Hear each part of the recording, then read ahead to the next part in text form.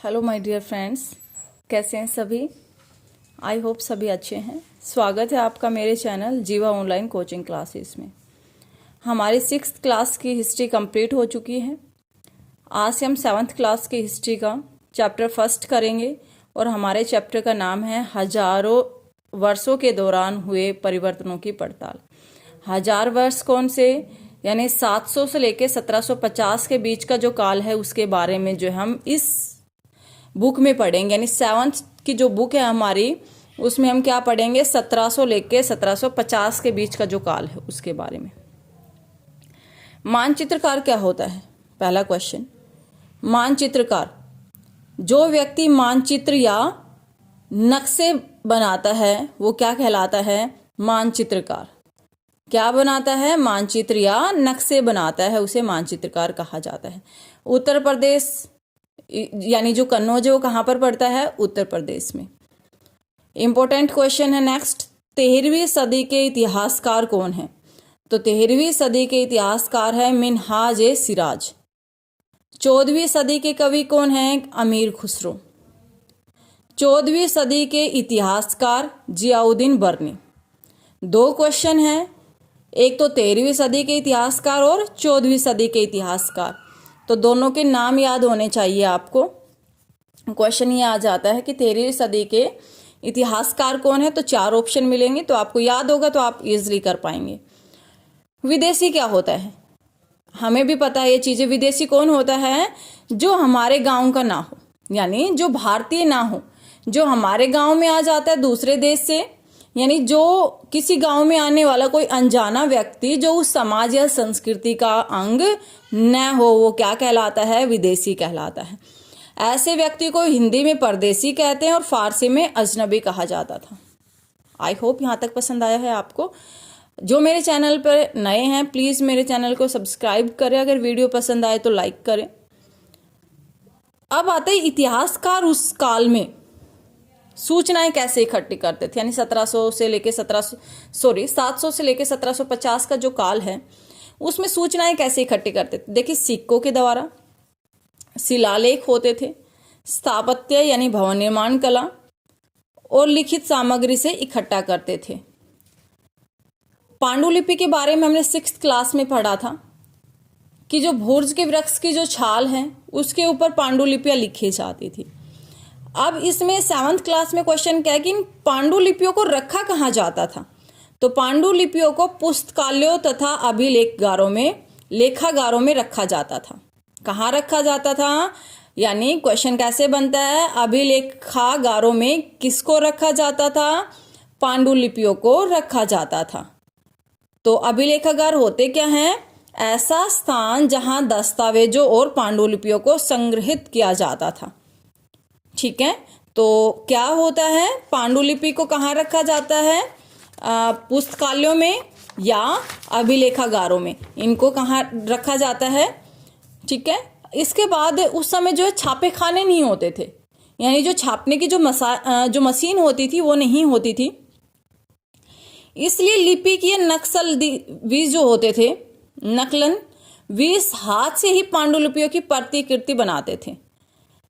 ठीक है, यानी हाथ से ही नकल करके जो है एक कोई चीज होती थी उसकी नकल करके बनाना, पांडुलिपि की नकल करके बनाना, तो वो सब क्या होते हैं, वो हाथ से तैयार करते थे क्योंकि छापे खाने नहीं होते थे। और जो छोटे आकार के जो चित्र होते थे उनको क्या कहा जाता था? लघु चित्र या मिनिएचर। छोटे आकार के चित्र को क्या कहा जाता है? लघु चित्र या मिनिएचर। तो उस समय जो सामाजिक और जो राजनीतिक समूह था, यानी कौन कौन से समूह हुए उस समय, कौन सी फसलें उगाना स्टार्ट किया लोगों ने, जो है परिवर्तन होने स्टार्ट हो गए थे उस समय जो है इस काल के दौरान, यानी 700 से 1750 के ये जो हजार वर्षों का जो अध्ययन है इतिहासकारों के लिए भारी चुनौती था। इस काल में बड़े पैमाने पर और बहुत ज्यादा परिवर्तन हुए। क्वेश्चन ये आता है कि उपमहाद्वीप में इस काल के दौरान लाई गई नई फसलें कौन कौन सी थी? तो इन फसलों के नाम क्या क्या है? आलू, मक्का, चाय, कॉफी और मिर्च। पर्यावास क्या होता है? इसका से हमारा तात्पर्य क्या है? किसी भी क्षेत्र के पर्यावरण और वहां के रहने वाले लोगों के सामाजिक और आर्थिक जीवन शैली से है। ठीक है, तो आगे है क्षेत्र और साम्राज्य। देखिए इसमें क्षेत्र और साम्राज्य भी दिए हुए हैं, मुगल वंश दिया हुआ है। तो ये जो हम आगे जो चैप्टर है ना हमारे, चैप्टर 2, 3, 4, तो इसके अंदर जो हम यानी जो इस 7th की हमारी जो बुक है, इसमें लगभग हम मध्यकालीन इतिहास के बारे में पढ़ेंगे। ठीक है, तो दिल्ली सल्तनत हो गया, मुगल साम्राज्य हो गया, तो इसमें हम किसके बारे में पढ़ेंगे? मध्यकालीन भारत के बारे में पढ़ेंगे। तो वो जो है कंप्लीट चैप्टर दिए हुए इनके बारे में, वो हम नेक्स्ट चैप्टर में करेंगे। तो यहाँ पर जो है गयासुद्दीन बलबन, बलबन कौन था? जो हमारा गुलाम वंश था, यानी गुलाम वंश की स्थापना तो कुतुबुद्दीन ऐबक ने की थी। और गयासुद्दीन बलबन भी एक, यानी बलबन का नाम आपने सुना होगा, जिसने लौह रक्त की नीति अपनाई थी। तो उसका जो शासनकाल रहा है वो 1266 से लेके 1287 के बीच रहा। और इसका क्षेत्र पूर्व में बंगाल में गोंड से लेकर पश्चिम में अफगानिस्तान में गजनी यानी गजन तक फैला हुआ था। यानी इसके क्षेत्र के बारे में बताना कि पूर्व में कहाँ तक था और पश्चिम में कहाँ था। पूर्व में गोंड और पश्चिम में अफगानिस्तान। अब आता संरक्षक कौन होते हैं? संरक्षक कौन होते हैं? यानी किसी भी एक यानी धर्म को अपना लेना, किसी लोगों की संरक्षक प्रदान करना। जैसे कोई प्रभावशाली धनी व्यक्ति जो किसी कलाकार, शिल्पकार, विद्वान या अभिजात जैसे किसी अन्य व्यक्ति की मदद या सहारा दे। यानी जैसे बौद्ध धर्म को संरक्षक किसने दिया? अशोक ने। यानी जैसे बौद्ध धर्म के लिए उसने जैसे विहारों, मंदिरों वगैरह का निर्माण करवाना स्टार्ट कर दिया था, उसका प्रचार प्रसार स्टार्ट कर दिया था। तो संरक्षक होता है कोई प्रभावशाली या धनी व्यक्ति जो है किसी कलाकार को अपना ले। ठीक है, मुसलमानों की पवित्र यानी धर्म ग्रंथ किसे मानते थे? कुरान शरीफ को। ठीक है, मुसलमान जो है अपना धर्म ग्रंथ किसे मानते थे? कुरान शरीफ को। और ये क्या मानते थे? सिर्फ एक ईश्वर की सत्ता को स्वीकार करते थे। मुसलमान 2 तरह के होते हैं। कौन कौन से? मुसलमानों में कुछ शिया थे और कुछ सुन्नी मुसलमान थे। आपने औरंगजेब का सुना होगा, औरंगजेब एक कट्टर सुन्नी मुसलमान थे। ठीक है, तो जैसे उन्होंने हिंदुओं के प्रति जो है विरोध की नीति अपनाई थी। तो ये जो है सुन्नी मुसलमान कौन था? औरंगजेब था। अब आता शिया जो अपना नेता किसे मानते थे?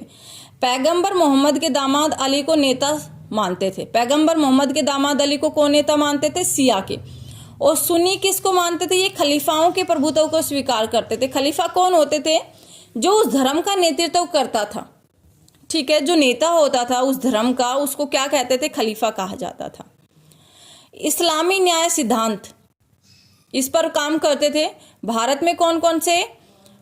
हनाफी और सफ़ी। ठीक है, हनफी और सफ़ी जो है भारत में इस्लामी न्याय सिद्धांत ज़्यादा माने जाते थे। 19वीं सदी के मध्य में अंग्रेज इतिहासकारों ने भारत के इतिहास को कितने युगों में बांटा? 3 युगों में। कौन कौन से? हिंदू, मुस्लिम और ब्रिटिश। अब आता नस्तलिक लिपि क्या होती है? वर्ण जोड़कर धारा प्रवाह रूप में लिखे जाते हैं। ये फारसी और अरबी के जानकारों के लिए इस लिपि को पढ़ना आसान है। यानी जो फारसी और जो अरबी की लिपि को जो जानता था वो इसे आसानी से पढ़ सकता था। शिक्षित लिपि क्या होती है? ये होती है अधिक, सघन, संक्षिप्त और कठिन। यानी दोनों में डिफरेंस क्या है? यानी वो जो नास्तिक लिपि थी, यानी इनमें डिफरेंस होता है। वो तो लिखी जाती है थोड़ी जगह छोड़ छोड़ के, लेकिन जो शिक्षित जो लिपि थी वो सघन, बहुत ज़्यादा, मतलब कि जगह कम छोड़ी जाती थी जो वर्ण होते थे उनके बीच में। तो ये 2 लिपि हैं, इनमें डिफरेंस है। तो आई होप आपको क्लास पसंद आई होगी। अगर पसंद आई हो तो मेरी वीडियो को लाइक करें, शेयर करें, और जो मेरे चैनल पर नए हैं प्लीज़ मेरे चैनल को सब्सक्राइब करें। मिलते हैं नेक्स्ट क्लास में 2nd चैप्टर के साथ। Thank you.